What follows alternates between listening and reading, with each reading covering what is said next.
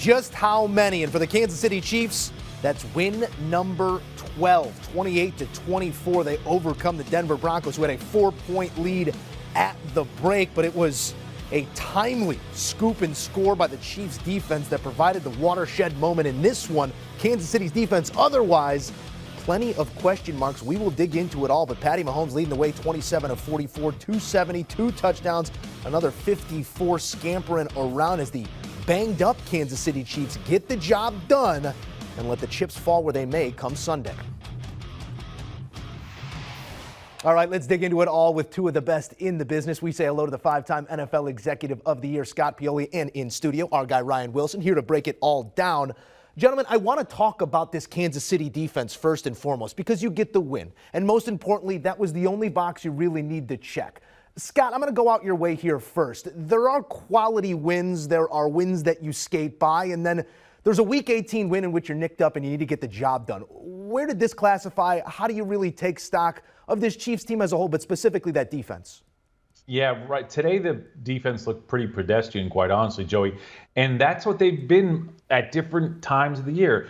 They've been mostly pedestrian, and then there's been moments when they've been good. But when they're at their best is when Chris Jones plays at his best. And today, they found a way to mitigate Chris Jones a little bit, and they just didn't seem to be, they're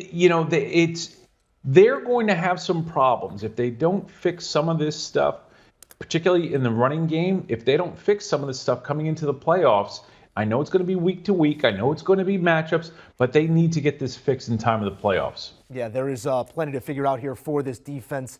Jones does get in the sack column, so he does cash that bonus, which is very timely here. Taking a look at the box score here, Jones did not get the sack, so does not get that 1.25. Just as easily as you could make it, it could break you as well. But this season will likely be made or broken by the Chiefs defense. We know what the offense brings to the table, and they got enough production here in the second half, also led by that scoop and score, Ryan. But to Scott's point, you got 839 yards, 58 points over the last 2 weeks allowed by this Chiefs defense. Where do they need to be better right now?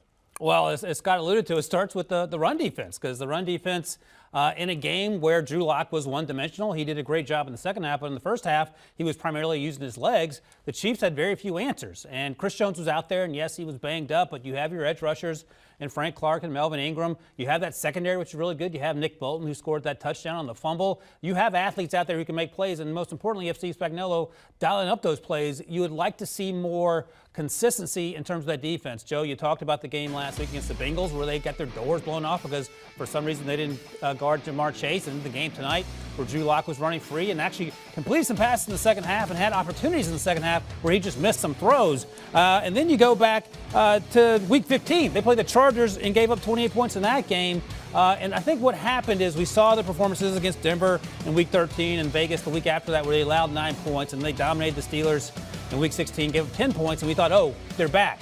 It turns out they weren't. It's week to week, it feels like, and I don't know what the answer is when it looks like you're going to have to play next week playoff football. Yeah, with the win, most importantly, the Chiefs, they guarantee themselves no lower than the 2 seed come playoff time, and they are momentarily our 1 seed, awaiting to see what happens between the Titans and Houston in their game on Sunday. That will define who gets the bye and who takes that 1 seed ultimately. But looking forward to playoff time here, Scott, when you look at this Chiefs team, take the seeding implications out of it all. As you take a look at who this team truly is, how important is a performance in a regular season finale? We took a look at it. 7 of the last 9 Super Bowl champions won their regular season finale. You've been the only guy here between us three to really experience these things and make those decisions when the moments do matter. The effort here in Week 18, how important was it to just get to the win column, but the quality of that win as well? Joey, this game was confusing to me because of exactly what you're saying. If you're going to play your starters, you're going to bring your A team to the game. You expect a strong performance in that final game. I thought there was something interesting that I noticed in the first half and in the third quarter at different times was the tackling or the lack of tackling by Kansas City. And I was trying to determine whether that was an effort thing, whether it was guys trying to save themselves to make sure that they don't get hurt. They've got a number of guys that are banged up, beat up, And are there guys saying, okay, they're playing me, I've got to play in this game, but I'm going to hold myself back a little bit? That's not the kind of standard that you want to have as you're rolling into the playoffs, which for them is going to be next week. So to me, I was a little bit confused as to what they were doing, because this could be and should be a momentum game if you're going to play your starters, but it wasn't. And again, I go back to this injury thing. Here's one of the things that's happened across the league this year with some of the top teams. Teams that have been top teams generally, they have a situation where they don't have a whole lot of injuries. I can't think of a team that hasn't had injuries this year. The other big factor has been the whole COVID protocol. Every team has lost players and missed players, which is why I think we've seen so much inconsistency. We look at all 32 teams. There's been teams that have had good days. Even the bad teams have had good days this year. And to me, the good teams have all had some real clunkers. Mm-hmm. So to me, this season has been so odd in so many ways. And we know that every weekend you have to bring your best in order to be a good team, or to be a team that's going to win a game. But this has been an exceptionally odd year in terms of good teams playing poorly and really laying eggs different weeks. And this was no different.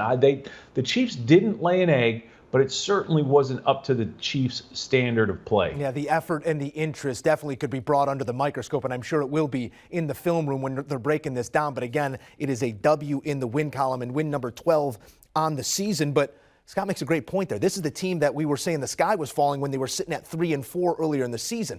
An 8-game win streak does solve some of those problems, or at least makes us stop talking about some of those problems. But Ryan, do those problems remain, having seen how consistent they've been in terms of the intrigue, the buy-in, just how locked in this Chiefs team is, the way you need to be locked in when you're going to make a playoff push potentially at another Super Bowl? It's interesting how you break it up, how you break up the seasons. Because I went back and looked, and they started 2-3 for me, and then they went 10-2, and look, everything's fine. And the midway point through that 10-2 run, okay, people who doubted the Chiefs, do so at your own peril. And then the last 2 weeks, I have questions. And Scott talked about the concerns with the lack of consistency, even on offense. And yes, there's the injury issues, but every team has it, as Scott's noted. The COVID situation has been a weird situation, but for all 32 teams. But then last week, you go to Cincinnati, you have that game in hand, and then it just gets away from you because your defense is unable to stop the two best players on that team, and Joe Burrow and Jamar Chase. This week, you go to Denver and you look flat. And as Scott noted, you're playing your starters. Yes, Tyreek was banged up and he didn't contribute a lot. Yes, you lost Williams there for some time, but you have Patrick Mahomes, you have Andy Reid, you have Travis Kelce, you have a really good offensive line and other playmakers around them. And I was expecting to see more. I thought they would come out much stronger, make an emphatic point early on, especially with Drew Lock as the quarterback. And one other thing I'll note, Joe, I was looking at Scott's background while he was talking. Yep. Rich Carlos, the barefoot kicker we were talking about in the green room, and also Everson Walls, who we were talking about having tied, Teron Diggs has tied his interception record for the Cowboys. So well done, Scott. I do have it on Well, confidence. just a quick one here. Yeah. This week is we've got both anniversaries of the catch on Monday, and then on Tuesday, we've got the anniversary of the drive. So, hey, it's playoff time, baby. I'm always prepared, Ryan. that he is. He's prepared for a national title game on Monday as well, and I have some sources telling me there might be a Johnny Musso poster. Oh, here we go. So you never know. It's all here to be celebrated, and we celebrate you guys as always. Let's take a look at those standings in the playoff picture, where it currently stands in the AFC. As we said, for the moment, the Kansas City Chiefs are your 1 seed as they wait to see how it plays out between the Tennessee Titans and their matchup with the bottom-feeding Houston Texans. Now, Tennessee wins that game. They get the 1 overall seed. They take the bye. But as it stands right now, the Chiefs did what they had to do. And then, of course, things going to round out on Sunday night with that win-and-you're-in matchup. Classic AFC football between the Raiders and the Chargers.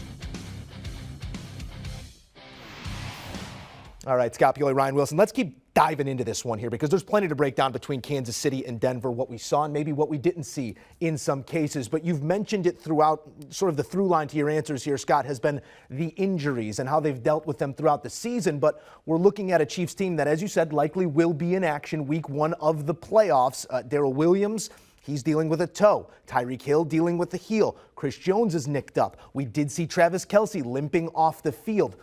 There are certain teams that we see through the regular season that just get ruled out due to injury. Let's say the Ravens this year. Great roster, but from camp on, they were really bitten by the injury bug. You get bit by the injury bug a little bit here in Week 18, and it could mean your season. What are you seeing right now in terms of the Chiefs' health moving forward? Well, they've got some issues, as you just noted. But what's interesting is, playoff football, this is a game of attrition. And the healthiest generally are the ones that survive. It is a game of survival, literally, in the National Football League. But it was interesting when we just showed that list of teams and the playoff picture in the AFC. As I had mentioned earlier, there's not one team at some point in time that people have said, oh, season's over, the sky is falling, everything's over, Derrick Henry gets hurt, oh, the season's over.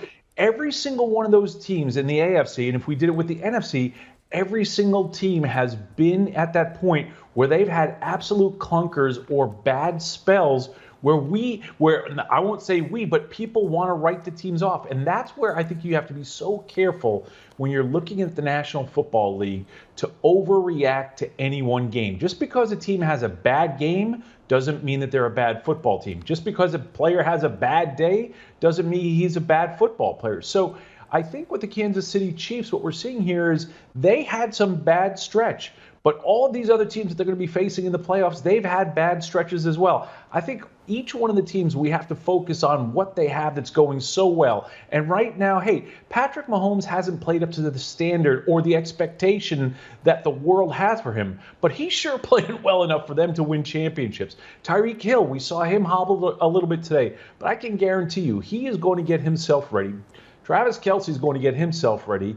And the Chiefs are going to accentuate the positive and limit the limitations. It is a game of attrition, and oftentimes it's decided on how you deal with that attrition. Attrition has been the name of the game in Denver. Do you want a sports network that delivers everything that matters about the game? The highlights, the picks, the instant analysis, no yelling, no fake debates, no politics. Hit the subscribe button and never miss a moment.